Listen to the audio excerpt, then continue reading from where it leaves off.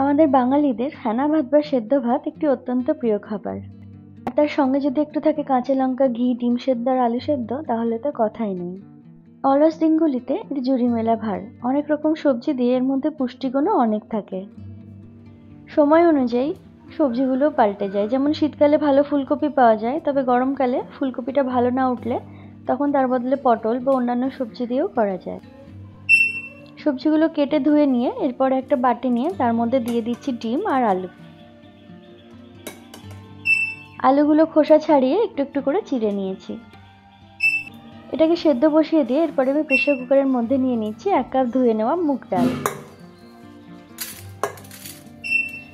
মুগ ডালের সঙ্গে আমি নিয়ে নিচ্ছি এখানে 1 কাপ গোবিন্দভোগ চাল।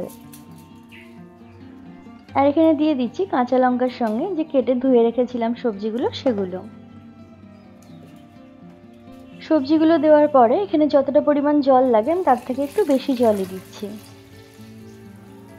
জল দিয়ে দেওয়ার পরে এর মধ্যে আমি দিয়ে দেবো স্বাদ অনুযায়ী নুন। নুনটা দেওয়ার পরে এর মধ্যে আমি দিয়ে দেবো 2 ফোঁটা সর্ষের তেল।